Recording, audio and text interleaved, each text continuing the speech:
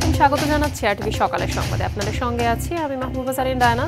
দেশের সকল প্রকৌশল বিশ্ববিদ্যালয় 24 ঘন্টার কমপ্লিট শাটডাউন ঘোষণা করেছে আন্দোলনরত শিক্ষার্থীরা। বুধবার রাতে শাহবাগে এক সংবাদ সম্মেলনে এ কথা জানান প্রকৌশল অধিকার আন্দোলনের সভাপতি এম ওয়ালিউল্লাহ।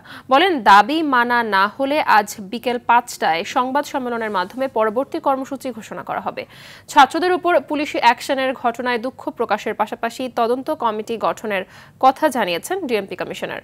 এদিকে আজ শিক্ষক ও প্রকৌশলীদের সঙ্গে আলোচনায় বসবে অন্তর্বর্তী সরকারের পূর্ণাঙ্গ কমিটি। মাহিন আরাফাতের রিপোর্টে বিস্তারিত। পূর্ব ঘোষিত লং মার্চ টু ঢাকা কর্মসূচির আলোকে বুধবার সকাল থেকে শাহবাগে জড়ো হন দেশের বিভিন্ন স্থান থেকে আসা প্রকৌশল এবং বিজ্ঞান ও প্রযুক্তি বিশ্ববিদ্যালয়ের শিক্ষার্থীরা। আলটিমেটাম অনুযায়ী সরকার দাবি না মানায় যমুনা অভিমুখে পদযাত্রা করে তারা। হোটেল ইন্টারকন্টিনেন্টাল পেরোনোর পর তাদের ছত্রভঙ্গ করতে সাউন্ড গ্রেনেড ছোড়ে পুলিশ।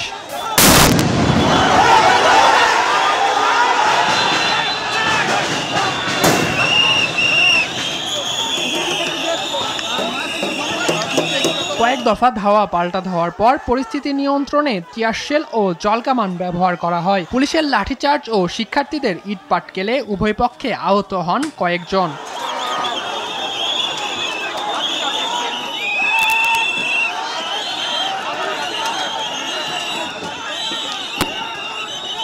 শিক্ষার্থীদের আন্দোলনের পরিপ্রেক্ষিতে একটি কমিটি গঠন করেছে সরকার। বুধবার সন্ধ্যায় রেল ভবনে আংশিক কমিটি নিয়ে হওয়া বৈঠক সমাধান ছাড়াই শেষ হয়। এ সময় উপদেষ্টা ফাউজুল কবির খান শিক্ষার্থীদের উপর হামলার ঘটনায় দুঃখ প্রকাশ করেন। ছাত্রদের উপর পুলিশি অ্যাকশনের ঘটনায় দুঃখ প্রকাশ করেছেন ডিএমপি কমিশনার। বিএসসি ইঞ্জিনিয়ারদের দাবি একজন, গ্র্যাজুয়েট ইঞ্জিনিয়ারদের দাবি একজন, আর ডিপ্লোমা ইঞ্জিনিয়ারদের দাবি ভিন্ন। তো আমরা তো হচ্ছে সব পক্ষকে শুনে তারপরে আমরা একটা যেটা ন্যায্য যে সমাধান সে সমাধান করব। ইন্টারকনের সামনে যে অপ্রীতিকর ঘটনা হয়েছে সেই জন্য আমি এই ঢাকা মেট্রোপলিটন পুলিশের পুলিশ কমিশনার হিসেবে অত্যন্ত দুঃখিত এবং দুঃখ প্রকাশ করি। এদিকে জনদুর্ভোগ বিবেচনায় শাহবাগ ব্লকেট থেকে সরে আসলেও আন্দোলন চলমান থাকার ঘোষণা দিয়েছেন প্রকৌশল অধিকার আন্দোলনের সভাপতি এম ওয়ালিউল্লাহ। আমাদের আন্দোলন চলমান থাকবে। জনগণের দুর্ভোগের কথা চিন্তা করে জনদুর্ভোগপূর্ণ কোনো কর্মসূচিতে ইমিডিয়েটলি যাব না। আগামীকাল বিকাল 5টায় দ্য ইনস্টিটিউট অফ ইঞ্জিনিয়ার্স এর কাউন্সিল হলে পরবর্তী কর্মসূচির জন্য একটি সভা আহ্বান করছি। শিক্ষার্থীদের দাবির বিষয়ে শিক্ষক ও প্রকৌশলীদের সঙ্গে আজ বৈঠকে বসবে অন্তর্বর্তী সরকারের পূর্ণাঙ্গ কমিটি। মাহিন আরাফাত, আরটিভি, ঢাকা। দর্শক, এই মুহূর্তে বুয়েট থেকে সরাসরি যোগ দিচ্ছেন সহকর্মী সাদিয়া কানিজ।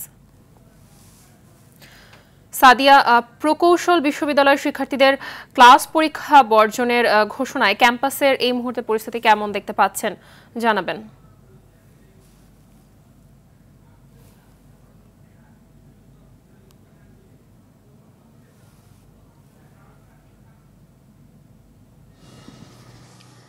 মাহবুবা, আপনি জানেন গতকাল লং মার্চ টু ঢাকা যে কর্মসূচি ছিল প্রকৌশল শিক্ষার্থীদের, সেখানে পুলিশের যে হামলার প্রতিবাদ জানিয়েছে তারা গতকাল একটি কর্মসূচি ডেকেই আসলে তারা পুলিশের যে হামলার প্রতিবাদ জানিয়েছে এবং 5 দফা দাবি জানিয়েছে। তো এই 5 দফা দাবির মধ্যে কিন্তু স্বরাষ্ট্র উপদেষ্টাকে তারা ক্ষমা চাইতে বলেছেন এবং সরকারের যে কমিটি, সরকার মনোনীত সেই কমিটি কিন্তু প্রত্যাখ্যান করেছেন তারা। সেখানে আসলে বুয়েটের প্রকৌশল বিশ্ববিদ্যালয়ের শিক্ষক এবং যারা আন্দোলনকারী আছে তাদের মধ্যে যে প্রতিনিধিরা আছে তাদেরকে ইনক্লুড করে আসলে একটি নতুন পূর্ণাঙ্গ কমিটি বাস্তবায়নের তারা দাবি জানিয়েছে। এবং আপনি জানেন যে গতকাল ওই কর্মসূচিতেই আসলে তারা জানিয়েছিল যে আজ থেকে কমপ্লিট শাটডাউন কর্মসূচি পালন করবে। দেশের যেসব প্রকৌশল বিশ্ববিদ্যালয়ের যারা শিক্ষার্থী আছে, যেসব প্রতিষ্ঠান আছে, সেগুলো আসলে কিন্তু সেই অবস্থায় চলছে। এখন পর্যন্ত কমপ্লিট শাটডাউন কর্মসূচি তারা পালন করছে এবং আপনি জানেন যে তাদের যে দাবিগুলো আছে সেই দাবি না মানা পর্যন্ত তারা আজকে আইবিতে একটি তাদের সংবাদ সম্মেলন আছে, সেটিতে কিন্তু তারা আসলে জানাবে যে পরবর্তী কর্মসূচি তাদের কি হবে, গতি প্রকৃতি কি হবে আন্দোলনের, সেই বিষয়গুলো জানাবে। তার আগে আপনাকে একটু জানিয়ে রাখি যে সরকারের যে কমিটি আছে সেই কমিটি কিন্তু আজ সচিবালয়ে একটি মিটিং হওয়ার কথা আছে। হয়তোবা আমরা আশা করছি যে সেখানে হয়তোবা সমাধানের কোনো একটি পথ বা কোনো সুরাহা হতে পারে, এমনটি আশা করা হচ্ছে। তবে শিক্ষার্থীদের যে কর্মসূচি সেটির জন্য কিন্তু বিকেল 5টায় আসলে সংবাদ সম্মেলন করে তারা জানাবেন যে আসলে পরবর্তীতে কি তাদের আসছে। আর আপনাকে একটু জানিয়ে রাখি যে গতকাল তাদের যে লং মার্চ কর্মসূচি ছিল সেখানে কিন্তু আসলে পুলিশের সাথে তাদের একটি সংঘর্ষের ঘটনা ঘটে এবং বেশ কয়েকজন শিক্ষার্থী, প্রায় 50-এরও অধিক শিক্ষার্থী আসলে আহত রয়েছে, এমনটি দাবি করা হয়েছে প্রকৌশল শিক্ষার্থীদের পক্ষ থেকে। এবং সেই জন্যই কিন্তু কমপ্লিট শাটডাউন কর্মসূচি পালন করা হচ্ছে। এবং তাদের যে 3 দফা দাবি ছিল, 3 দফা দাবির মধ্যে আপনি জানেন যে আসলে ডিপ্লোমা যে শিক্ষার্থীরা আছে তাদের জন্য একটি কোটার যে প্রথা আছে নবম গ্রেডে 33%, সেটি বাতিল করতে বলা হয়েছে এবং 100% দশম গ্রেডে যে 100% আসলে কোটা আছে সেটি কিন্তু উন্মুক্ত করার কথা বলা হয়েছে। এবং বিএসসি যে ডিগ্রিধারী ছাড়া নামের আগে ইঞ্জিনিয়ার ব্যবহার করতে পারবেন না, সেই পদ্ধতিগুলো কিন্তু বাতিলের কথা বলা হয়েছে এই 3 দফা দাবির মধ্যে। সেই 3 দফা দাবির মধ্যে কিন্তু তারা যে দাবিগুলো জানিয়েছে সরকারের পক্ষ থেকে এখন পর্যন্ত সেই দাবিগুলো মানা হয়নি বলেই তারা আসলে আন্দোলনে নামে। এবং ধন্যবাদ আপনাকে। এদিকে ঢাকা বাইরে বিভিন্ন ইঞ্জিনিয়ারিং বিশ্ববিদ্যালয়ে ক্লাস ও পরীক্ষা বর্জন করে সম্পূর্ণ শাটডাউন চলছে। সকাল থেকে ডুয়েট, চুয়েট, কুয়েট, রুয়েটে শান্তিপূর্ণ এই কর্মসূচি চালিয়ে যাচ্ছেন শিক্ষার্থীরা। সরকারি চাকরিতে প্রকৌশলীদের কোটা বাস্তবায়ন সহ 3 দফা দাবিতে বুধবার চলমান আন্দোলন আরও বেগবান করার ঘোষণা দিয়েছেন প্রকৌশল অধিকার আন্দোলনকারী শিক্ষার্থীরা। তবে তারা জানিয়েছেন জনদুর্ভোগ এড়িয়ে শান্তিপূর্ণভাবে কর্মসূচি চালিয়ে যাবেন তারা।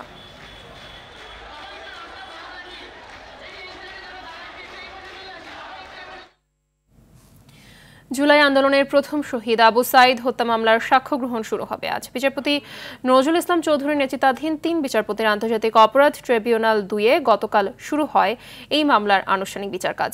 এদিন সূচনা বক্তব্য উপস্থাপন করেন চিফ প্রসিকিউটর। গত 6 আগস্ট মানবতাবিরোধী অপরাধের এই মামলায় আনুষ্ঠানিক অভিযোগ গঠন করে বিচার শুরুর নির্দেশ দেয় ট্রাইব্যুনাল। বুধবার এ মামলার 30 আসামির মধ্যে গ্রেপ্তার 6 জনকে ট্রাইব্যুনালে হাজির করা হয়। সূচনা বক্তব্যের সময় এজলাসে উপস্থিত ছিলেন শহীদ আবু সাইদের বাবা মকবুল হোসেন। এবং কোন মামলার বিচারাধীন বিষয়ে কোন সাক্ষী কি বলবেন, কতটা গুরুত্বপূর্ণ, এগুলো আমাদের সমাজে ন্যায় বিচার নিশ্চিত করার জন্য এই বিচারটা যে প্রয়োজন সেই কথাগুলো আমরা আদালতে তুলে ধরেছি। এই প্রমাণ শৃঙ্খলের মাধ্যমে অকাট্য রূপে আমরা প্রমাণ করতে সক্ষম হব যে এই অপরাধীরা গত বছর জুলাই আগস্টে সারা দেশব্যাপী যে মানবতা বিরোধী অপরাধ করেছিল সেই অপরাধের বিচার এবং শাস্তি যে তাদের প্রাপ্য সেটা আমরা আদালতের কাছে প্রমাণ করব। ত্রয়োদশ জাতীয় সংসদ নির্বাচনের চূড়ান্ত রোডম্যাপ ঘোষণা করা হবে আজ। গতকাল এই রোডম্যাপ চূড়ান্ত অনুমোদন দেয় নির্বাচন কমিশন। কমিশনের সিনিয়র সচিব আক্তার আহমেদ জানান, ভোটার তালিকা হালনাগাদ, প্রশিক্ষণ, ভোট কেন্দ্র স্থাপন, ভোট কর্মকর্তার প্যানেল প্রস্তুত, ম্যানুয়াল প্রস্তুত, আইন সংস্কার, ভোটের উপকরণ ক্রয়ের বিষয়ে রোডম্যাপে প্রকাশ করা হবে। এদিকে সংসদীয় সীমানা নির্ধারণের বিষয়ে দাবি নিষ্পত্তি শুনানি শেষ হয়েছে গতকাল। 4 দিনে 84টি সংসদীয় আসনের শুনানি করেছে কমিশন।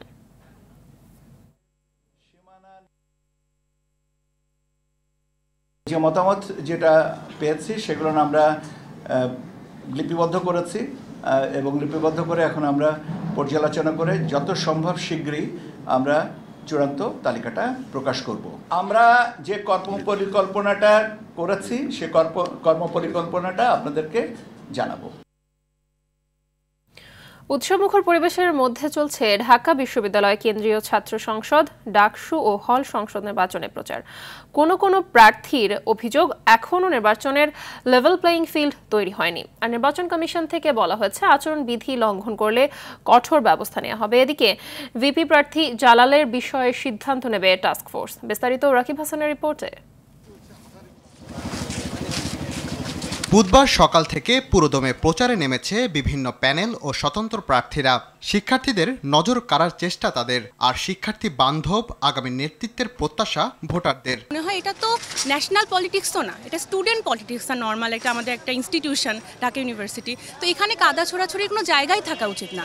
নষ্ট রাজনৈতিক পরিস্থিতি সেটা যাতে কখনো এই ক্যাম্পাসে ফিরে না আসে, মোটা দাগে এটাই হচ্ছে আমার প্রত্যাশা একজন ভোটার। সেনা মোতায়েন করে ছাত্রদের শৃঙ্খলায় নিয়ে আসা সম্ভব নয় বলে মত বিনিয়ামিন মোল্লার। এতে ভোটারদের মধ্যে ভীতির সৃষ্টি হওয়ার শঙ্কা তার।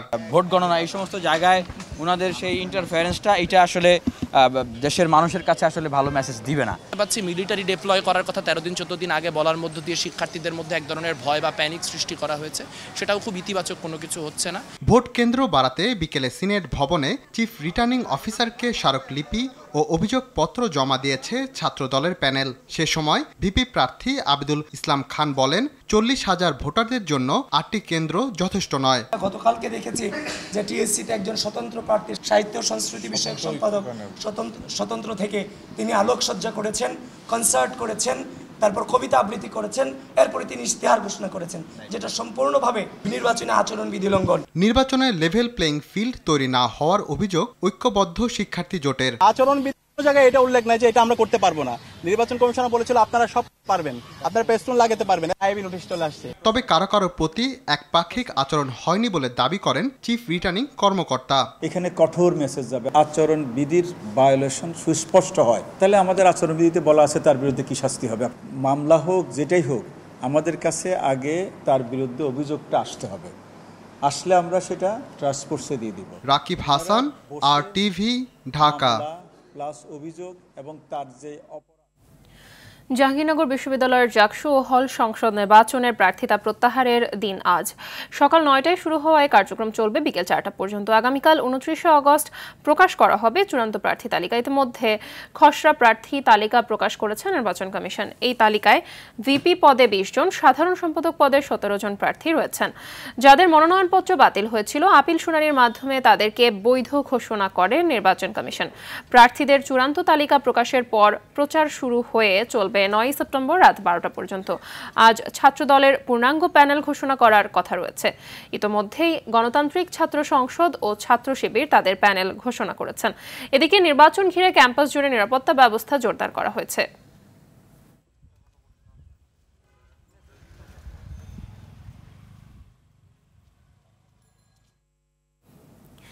দর্শক, এ বিষয়ে আরো জানাতে সেখান থেকে সরাসরি যোগ দিচ্ছেন সহকর্মী ওমর ফারুক। ফারুক, দীর্ঘদিন পর নির্বাচন ঘিরে ক্যাম্পাসের পরিস্থিতি কেমন দেখতে পাচ্ছেন জানাবেন।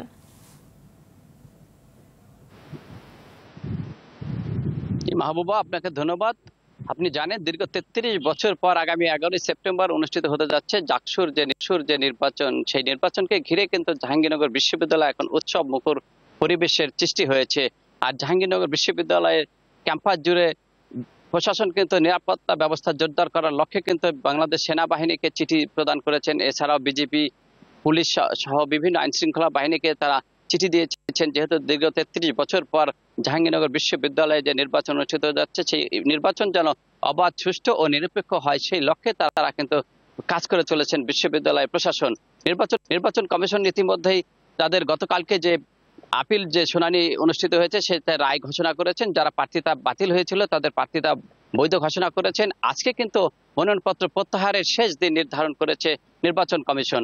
আজ বিকেল 4টার মধ্যে যারা প্রার্থিতা প্রত্যাহার করে নেবেন, আগামীকাল কিন্তু চূড়ান্ত প্রার্থী তালিকা প্রকাশ করবেন। এরপর বিকাল 4টার পর থেকে কিন্তু নির্বাচনে যে আনুষ্ঠানিক প্রচারণা সেটা শুরু হবে। আগামীকাল বিকাল 4টার পর থেকে চলবে 9 সেপ্টেম্বর পর্যন্ত। আপনাকে আরো জানিয়ে রাখি, ইতিমধ্যে দুটি প্যানেল ঘোষিত হয়েছে। বাংলাদেশ গণতান্ত্রিক ছাত্র সংসদ ও ছাত্র শিবির দুটি প্যানেল ঘোষণা করেছেন। আজ 12টার পরেই কিন্তু ছাত্রদল তাদের প্যানেল ঘোষণা করবেন এক সংবাদ সম্মেলনের মাধ্যমে। এটাই এই মুহূর্তে কিন্তু জাহাঙ্গীরনগর বিশ্ববিদ্যালয় এলাকা জুড়ে নির্বাচনী আমেজ বয়ে চলেছে। বিশ্ববিদ্যালয় থেকে জাকসু নির্বাচন নিয়ে এই ছিল আমার কাছে সর্বশেষ। মাহবুবা, ধন্যবাদ আপনাকে। রাজশাহী বিশ্ববিদ্যালয় কেন্দ্রীয় ছাত্র সংসদ রাকসু হল সংসদ নির্বাচনের নতুন তফসিল ঘোষণা করেছেন নির্বাচন কমিশনার অধ্যাপক এফ নজরুল ইসলাম। তফসিল অনুযায়ী 15 সেপ্টেম্বরের পরিবর্তে ভোট হবে আগামী 25 সেপ্টেম্বর। মনোনয়নপত্র সংগ্রহের শেষ তারিখ 31 আগস্ট। যাচাই বাছাই শেষে প্রার্থীদের প্রাথমিক তালিকা 11 সেপ্টেম্বর এবং চূড়ান্ত তালিকা প্রকাশ করা হবে 16 সেপ্টেম্বর। এদিকে নতুন তফসিল ঘোষণার পর সাধারণ শিক্ষার্থীরা প্রতিবাদ জানিয়ে বলেছেন, বিশেষ দলের ছাত্র সংগঠনের প্রতিনিধিদের সুবিধা দিতে ভোট পেছানো হয়েছে।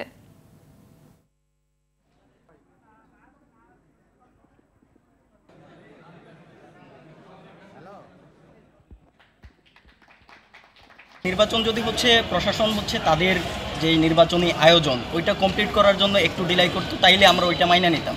কিন্তু নির্বাচন যে পেছাইছে এটা দৃশ্যতই রাজনৈতিক যে দলগুলো আছে যারা ক্যাম্পাসে লেজুর ভিত্তিক ছাত্র রাজনীতি করে তাদের চাপের মুখে পিছাইছে। দুইটা বড় দলের চাপে বিশ্ববিদ্যালয় প্রশাসন নির্বাচনটা পেছাতে আসলে বাধ্য হয়েছে এবং রাকসুর ঘিরে যে বিশ্ববিদ্যালয় প্রশাসনের যে সামান্যটুকু নিরপেক্ষতা ছিল তারাও সেটা হারিয়েছে।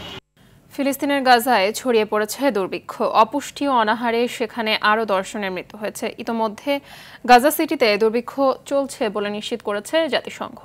সেপ্টেম্বরের শেষ নাগাদ এটি দক্ষিণের দেইর আল বালা ও খান ইউনিসে ছড়িয়ে পড়বে বলে আশঙ্কা করা হচ্ছে। বিস্তারিত বিনিয়ামিনের রিপোর্টে। গেল 2 সপ্তাহে গাজায় ত্রাণ সরবরাহ অনেকটাই কমেছে। এতে গাজায় দুর্ভিক্ষ পরিস্থিতি আরও খারাপের দিকে যাচ্ছে। ইসরায়েলের অবরোধ ও ক্রমাগত হামলার মুখে ত্রাণ সামগ্রী প্রবেশ করতে না পারায় গাজা সিটির অর্ধেকের বেশি মানুষ দুর্ভিক্ষের কবলে পড়েছে। ফিলিস্তিনে ইসরায়েলের তৈরি খাদ্য সংকটে না খেয়ে মারা গেছে শতাধিক শিশু। এছাড়া আরও 1.5 লাখ শিশু মৃত্যু ঝুঁকিতে রয়েছে। জাতিসংঘের মানবিক সহায়তা বিষয়ক উপপ্রধান জয়েস মুসোয়া জানান, সেপ্টেম্বরের শেষে গাজার প্রায় 6.5 লাখ বাসিন্দা অনাহার, দারিদ্র্য ও মৃত্যুর ঝুঁকিতে পড়বে। এদিকে জাতিসংঘ সমর্থিত দুর্ভিক্ষ পর্যবেক্ষণ সংস্থা integrated food security phase classification IPC-কে গাজার দুর্ভিক্ষ সংক্রান্ত প্রতিবেদন প্রত্যাহারের আহ্বান জানিয়েছে ইসরায়েল। তাদের প্রতিবেদনকে ত্রুটিপূর্ণ ও অপেশাদার বলে মন্তব্য করেছে দেশটি।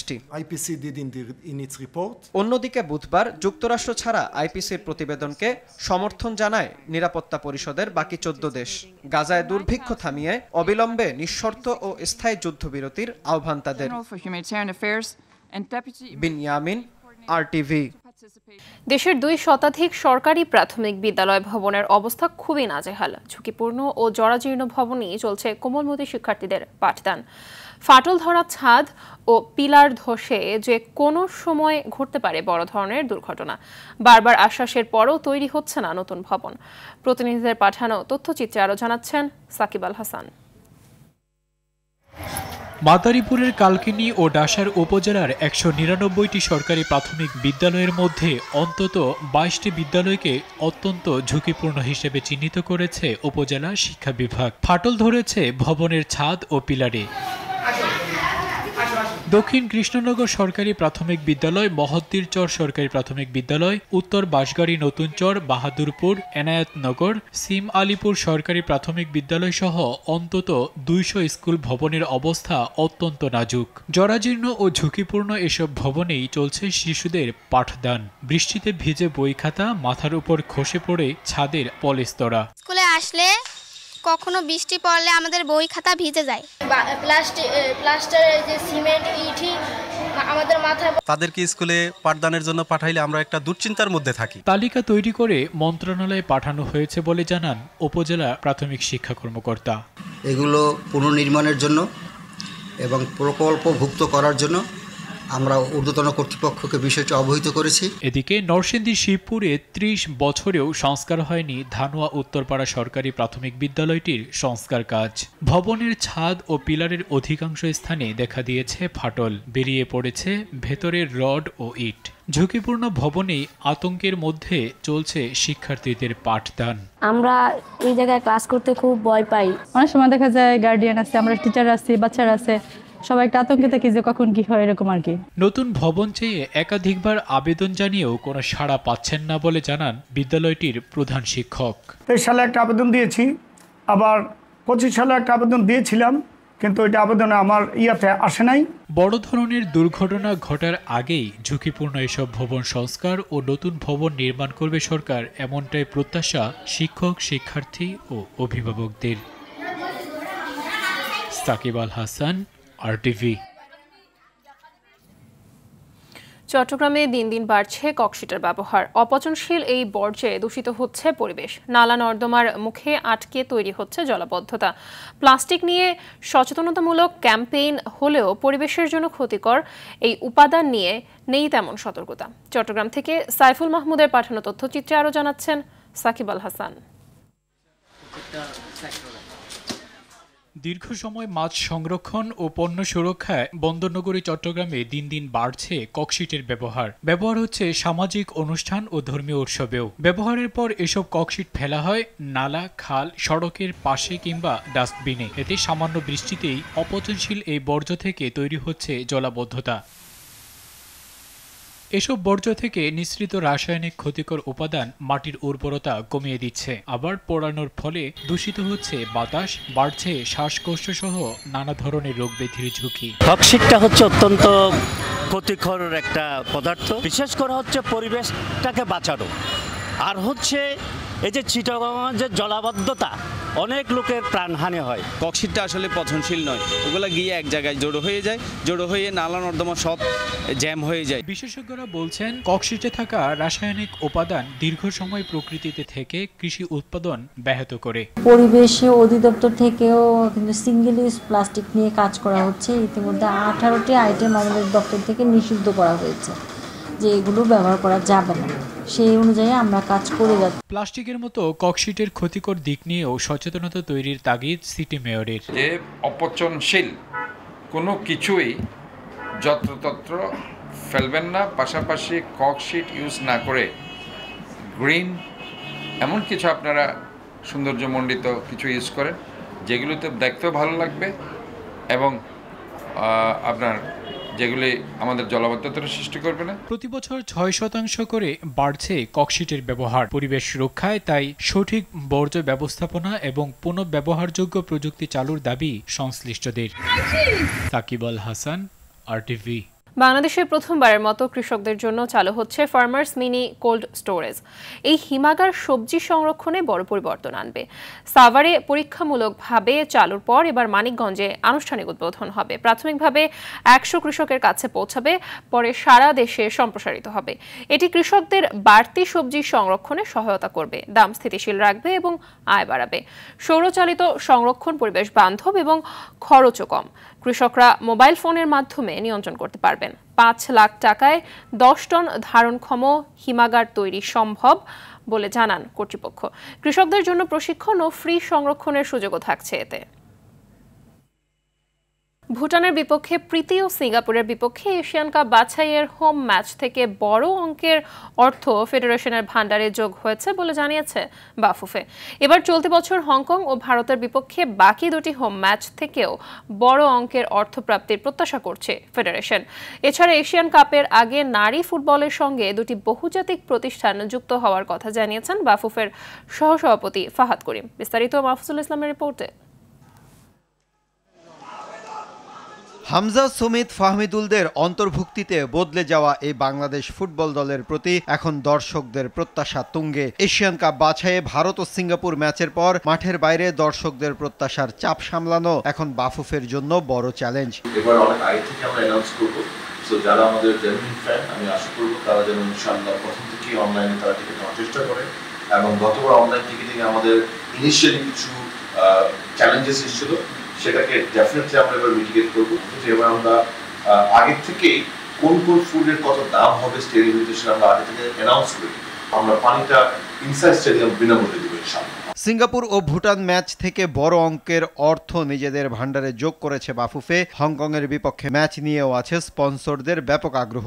আমাদের কিন্তু ভুটান এবং সিঙ্গাপুর যে ম্যাচ, সেই ম্যাচ থেকে এর আগে তো আমরা বলেছিলাম যে আলহামদুলিল্লাহ আমাদের কোনো খরচ দিতে হয়নি বিএফএফ আলহামদুলিল্লাহ, বা সেদিন কিন্তু আমরা অ্যাকাউন্টসে দেখেছি আমাদের একটা ভালো অ্যামাউন্ট কিন্তু প্রফিট হয়েছে। আমি আমি চাবো আমাদের কম্পিটিশন কমিটি সেটা অফিসিয়ালি অ্যানাউন্স করবে, কিন্তু তাদেরই অর্জন সত্যি এই হংকং ম্যাচটাকেও একটু ভালো গেইন করবে।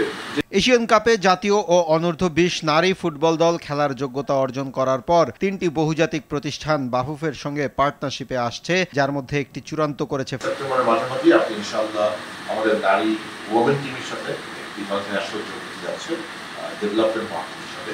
মোস্ট লাইকলি 2 জন পার্টনার আসবে ওভারঅল মিশন অস্ট্রেলিয়াকে সাপোর্ট করার জন্য এবং একই সাথে নারী ফুটবল দলকে সাপোর্ট করার জন্য। মাহফুজুল ইসলাম, RTV, ঢাকা।